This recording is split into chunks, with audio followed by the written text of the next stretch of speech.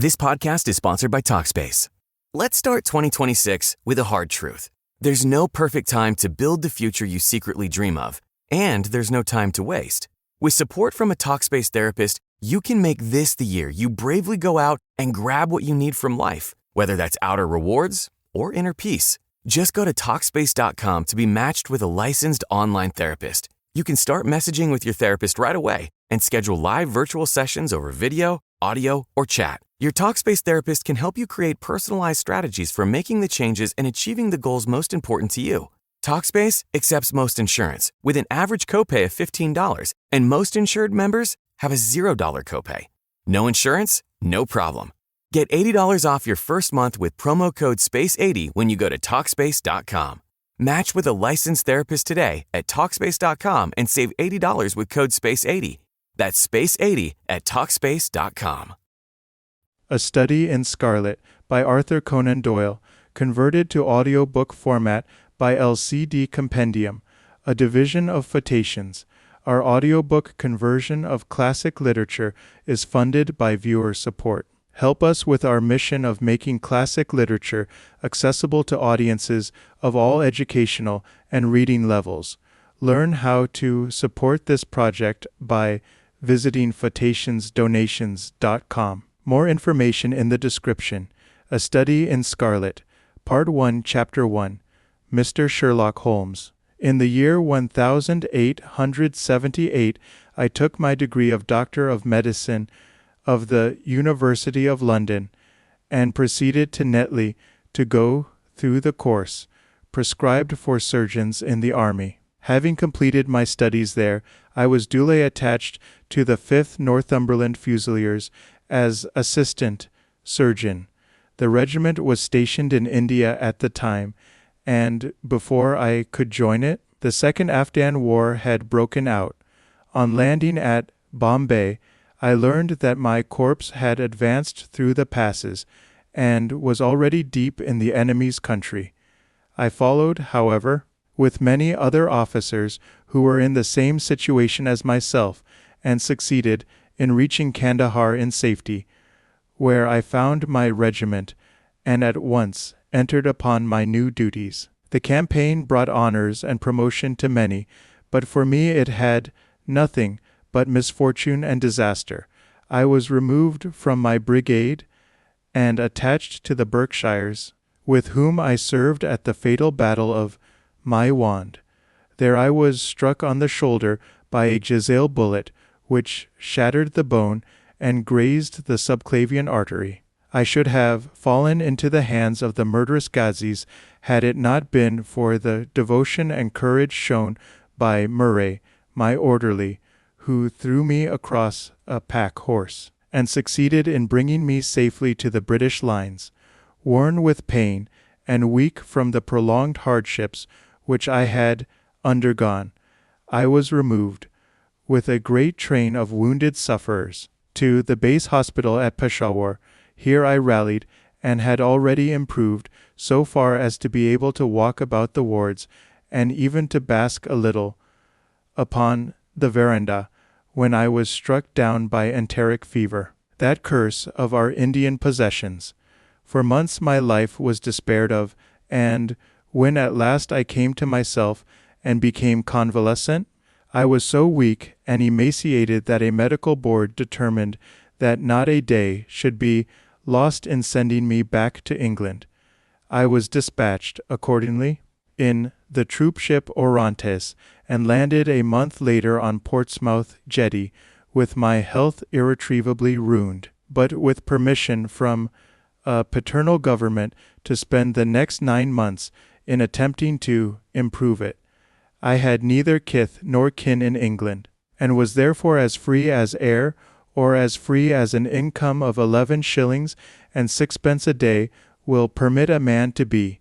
Under such circumstances, I naturally gravitated to London, that great cesspool into which all the loungers and idlers of the empire are irresistibly drained. There I stayed for some time at a private hotel in the Strand, leading a comfortless, meaningless existence, and spending such money as I had considerably more freely than I ought.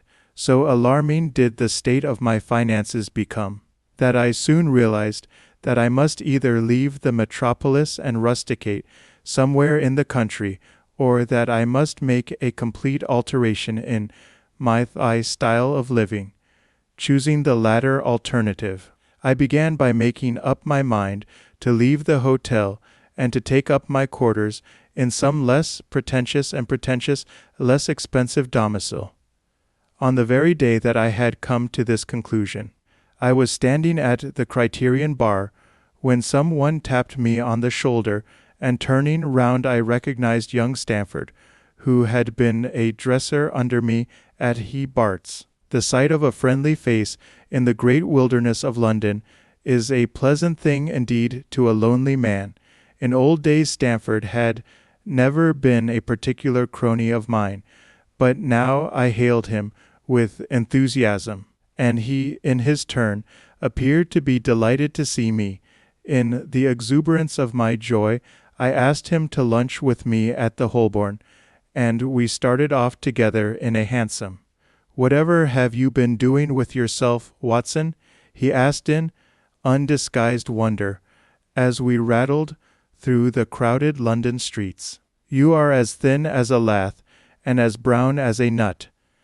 I gave him a short sketch of my adventures, and had hardly concluded it by the time that we reached our destination. "Poor devil," he said, commiseratingly, after he had listened to my misfortunes. "What are you up to now?" "Oh, looking for lodgings," I answered, trying to solve the problem as to whether it is possible to get comfortable rooms at a reasonable price. "That's a strange thing," remarked my companion. "You are the second man today that has used that expression to me." "And who was the first?" I asked. "A fellow who is working at the chemical laboratory up at the hospital. He was bemoaning himself this morning because he could not get someone to go halves with him in some nice rooms which he had found, and which were too much for his purse." "By Jove," I cried, "if he really wants someone to share the rooms and the expense, I am the very man for him. I should prefer having a partner to being alone." Young Stamford looked rather strangely at me over his wine glass. "You don't know Sherlock Holmes yet," he said. "Perhaps you would not care for him as a constant companion." "Why, what is there against him?" "Oh, I didn't say there was anything against him. He is a little queer in his ideas, an enthusiast in some branches of science. As far as I know, he is a decent fellow enough." "Oh, a medical student, I suppose?" said I. "No, I have no idea what he intends to go in for. I believe he is well up in anatomy, and he is a first-class chemist, but, as far as I know, he has never taken out any systematic medical classes. His studies are very desultory and eccentric, but he has amassed a lot of out-of-the-way knowledge which would astonish his professors." "Did you never ask him what he was going in for?" I asked. "No, he is not a man that it is easy to draw out, though he can be communicative enough when the fancy seizes him." "I should like to meet him," I said. "If I am to lodge with anyone, I should prefer a man of studious and quiet habits. I am not strong enough yet to stand much noise or excitement. I had enough of both in Afghanistan to last me for the remainder of my natural existence." "How could I meet this friend of yours?" "He is sure to be at the laboratory," returned my companion. "He either avoids the place for weeks, or else he works there from morning to night. If you like, we shall drive round together after luncheon." "Certainly," I answered, and the conversation drifted away into other channels. As we made our way to the hospital after leaving the Holborn, Stamford gave me a few more particulars about the gentleman whom I proposed to take as a fellow lodger. You mustn't blame me if you don't get on with him, he said. I know nothing more of him than I have learned from meeting him occasionally in the laboratory. You propose this arrangement, so you must not hold me responsible. If we don't get on, it will be easy to part company, I answered. It seems to me, Stamford, I added, looking hard at my companion, that you have some reason for washing your hands of the matter. Is this fellow's temper so formidable, or what is it? Don't be mealy-mouthed about it. It is not easy to express the inexpressible, he answered with a laugh. Holmes is a little too scientific for my tastes. It approaches to cold-bloodedness. I could imagine his giving a friend a little pinch of the latest vegetable alkaloid, not out of malevolence, you understand, but simply out of a spirit of inquiry, in order to have an accurate idea of the effects. To do him justice, I think that he would take it himself with the same readiness. He appears to have a passion for definite and exact knowledge. Very right, too. Yes, but it may be pushed to excess. When it comes to beating the subjects in the dissecting rooms with a stick, it is certainly taking rather a bizarre shape. Beating the subjects. Yes, to verify how far bruises may be produced after death. I saw him at it with my own eyes. And yet you say he is not a medical student? No. Heaven knows what the objects of his studies are. But here we are, and you must form your own impressions about him. As he spoke, we turned down a narrow lane and passed through a small side door, which opened into a wing of the great hospital. It was familiar ground to me, and I needed no guiding as we ascended the bleak stone staircase and made our way down the long corridor with its vista of whitewashed wall and dun-colored doors. Near the further end a low arched passage branched away from it and led to the chemical laboratory. This was a lofty chamber, lined and littered with countless bottles. Broad, low tables were scattered about, which bristled with retorts, test tubes, and little Bunsen lamps, with their blue, flickering flames. There was only one student in the room, who was bending over a distant table absorbed in his work. At the sound of our steps, he glanced round and sprang to his feet with a cry of pleasure. I've found it! I've found it! He shouted to my companion, running towards us with a test tube in his hand. I have found a rid agent which is precipitated by F-hemoglobin and by nothing else. Had he discovered a gold mine, greater delight could not have shone upon his features. Drive, Watson. Mr. Sherlock Holmes, said Stamford, introducing us. How are you? He said cordially, gripping my hand with a strength for which I should hardly have given him credit. You have been in Afghanistan, I perceive. How on earth did you know that? I asked in astonishment. Never mind, said he, chuckling to himself. The question now is about hemoglobin. No doubt you see the significance of this discovery of mine? Foh, it is interesting, chemically, no doubt, I answered, but practically. Why, man, it is the most practical medico-legal discovery for years. Don't you see that it gives us an infallible test for blood stains? Come over here, now. He seized me by the coat sleeve in his eagerness, and drew me over to the table at which he had been working. Let us have some fresh blood, he said, digging a long bodkin into his finger, and drawing off the resulting drop of blood in a chemical pipette. Now, I add this small quantity of blood to a liter of water. You perceive that the resulting mixture has the appearance of pure water. The proportion of blood cannot be more than 1 in a million. I have no doubt, however, that we shall be able to obtain the characteristic reaction. As he spoke, he threw into the vessel a few white crystals, and then added some drops of a transparent fluid. In an instant the contents assumed a dull mahogany color, and a brownish dust was precipitated to the bottom of the glass jar. "Ha! Ha!" he cried, clapping his hands, and looking as delighted as a child with a new toy. "What do you think of that?" "It seems to be a very delicate test," I remarked. "Beautiful, beautiful." The old Guillaume test was very clumsy and uncertain, so is the microscopic examination for blood corpuscles.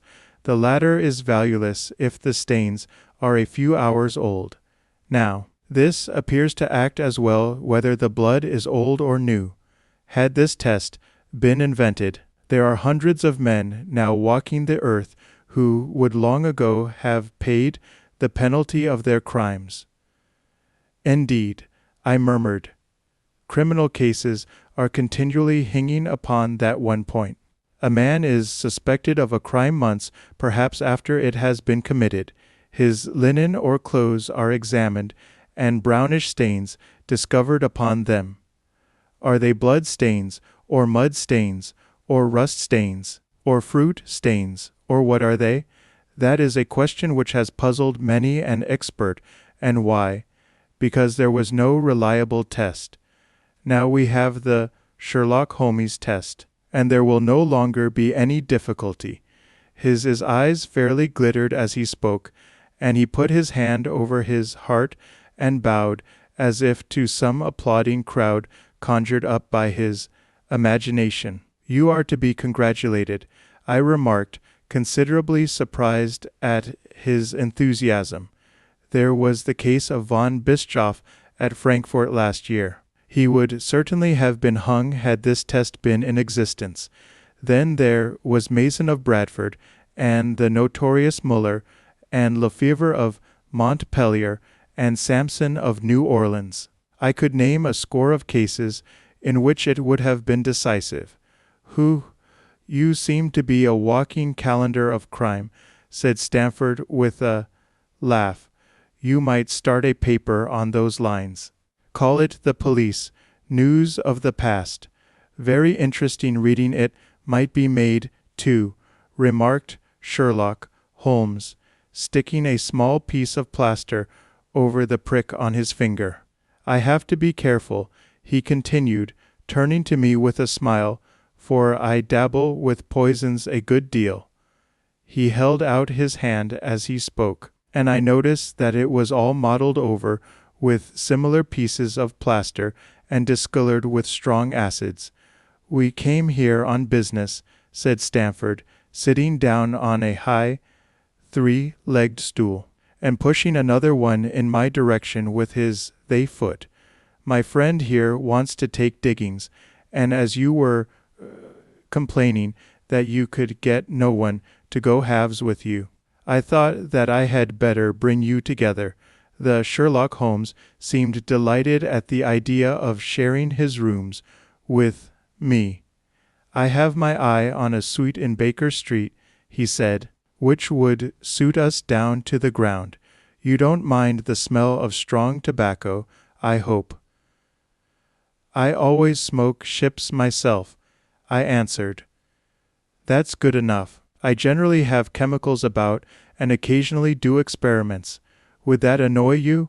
"Oh, by no means." "Let me see. What are my other shortcomings?" "I get in the dumps at times, and don't open my mouth for days on end. You must not think I am sulky when I do that. Just let me alone, and I'll soon be right." "What have you to confess now?" "It's just as well for two fellows to know the worst of one another before they begin to live together." I laughed at this cross-examination. "I keep a bull pup," I said, "and I object to Rose because my nerves are shaken, and I get up at all sorts of ungodly hours, and I am extremely lazy. I have another set of vices when I'm well, but those are the principal ones at present. Do include violin, playing in your category of rows?" he asked anxiously. "It depends on the player," I answered. "A well-played violin is a treat for the gods, a badly played one." "Oh, that's all right," he cried, with a merry laugh. "I think we may consider the thing as settled, that is, if the rooms are agreeable to you." "Fund. When shall we see them?" "Call for me here at noon tomorrow, and we'll go together and settle everything," he answered. "All right, noon exactly," said I, shaking his hand. We left him working among his chemicals, and we walked together towards my hotel. "By the way," I asked suddenly, stopping and turning upon Stamford, "how the deuce did he know that I had come from Afghanistan?" My companion smiled an enigmatical smile. "That's just his little peculiarity," he said. "A good many people have wanted to know how he finds things out." "Oh, a mystery is it?" I cried, rubbing my hands. "This is very piquant.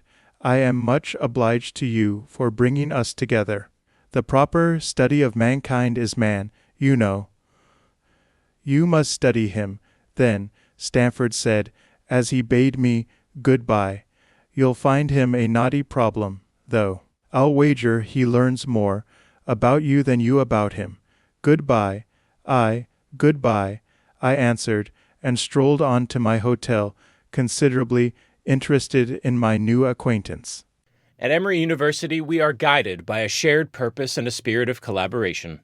Students here push each other to think creatively and work together because we believe different perspectives lead to new ideas.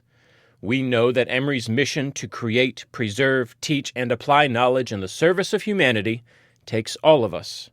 We do together better. Learn more at emory.edu.